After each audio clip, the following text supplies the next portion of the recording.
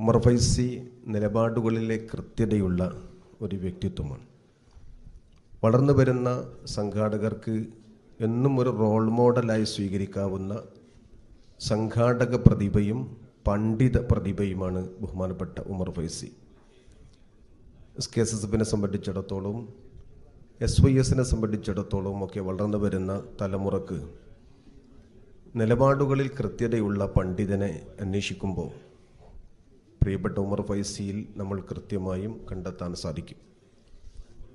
ഒരുപക്ഷെ അദ്ദേഹത്തിൻ്റെ ചില അഭിപ്രായങ്ങൾ ചർച്ച ചെയ്യപ്പെടാറുണ്ട് സോഷ്യൽ മീഡിയയിലും ചാനലുകളിലും പത്രങ്ങളിലുമൊക്കെ. അത് സ്വാഭാവികത മാത്രമാണ്. ഒന്നും പ്രതികരിക്കാത്ത, ഇടപെടലുകൾ നടത്താത്ത ആളുകളെ സംബന്ധിച്ചിടത്തോളം ഒരു സംഘാടക മികവിലല്ല നമ്മൾ കാണുന്നത്. മറിച്ച് സ്വാത്വികതയുടെ തലത്തിൽ പ്രവർത്തിക്കുന്നവർക്കൊഴികെ ബാക്കിയുള്ള പലരും ഒരു നിലപാടും പറയാതെ അല്ലെങ്കിൽ അങ്ങുമിങ്ങും ബാലൻസ് ഒപ്പിച്ചുകൊണ്ട് പറഞ്ഞ് ആരെയും തൃപ്തിപ്പെടുത്തുക എന്നത് നട്ടലുള്ള നിലപാടല്ല. പക്ഷേ ചിലതൊക്കെ ആരെങ്കിലും അതൃപ്തിപ്പെടുത്തിയാലും പറയാനുള്ളവ കൃത്യമായി കൊണ്ട് പറയുന്ന നിലപാട് ബഹുമാനപ്പെട്ട ഉമർ ഫൈസിയെ സംബന്ധിച്ചിടത്തോളം അഭിമാനകരമായി നമ്മൾ കാണുകയാണ്. പ്രിയപ്പെട്ട കുഞ്ഞാൽക്കുട്ടി സാഹിബ് നമ്മുടെ വേദിയിൽ ഉമർ ഫൈസിക്ക് അത് എന്തുകൊണ്ടും യോഗ്യതക്ക് കിട്ടിയൊരു അംഗീകാരം തന്നെയാണ്. ഞാൻ പറഞ്ഞു വന്നത്, ഒരുപക്ഷെ ചിലപ്പോൾ ഉമർ ഫൈസിയുടെ നിലപാടുകൾ വിമർശനാത്മകമാണെങ്കിൽ പോലും അദ്ദേഹം കലവറയില്ലാത്ത, പിശുക്കില്ലാത്ത, അതോടൊപ്പം തന്നെ മനസ്സിൽ മറ്റൊന്നും സൂക്ഷിക്കാത്ത, എല്ലാം തുറന്നു പറയുന്ന പ്രകൃതമാണ്.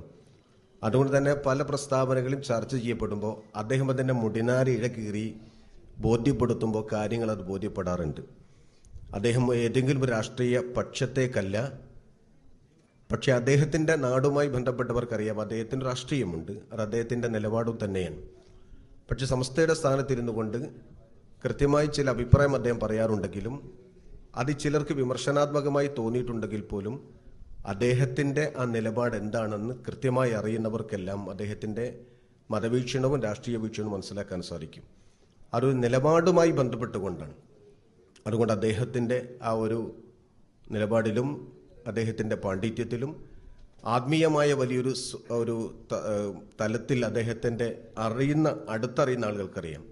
ജാമിയ നൂരിയിൽ നിന്നുകൊണ്ട് അദ്ദേഹം സനത് വാങ്ങുമ്പോൾ ആ സമ്മേളനത്തിൽ 1ാം റാങ്കോടുകൂടിയാണ്. ബഹുമാനപ്പെട്ട MT ഉസ്താദൊക്കെയുള്ള ബാച്ചാണ്.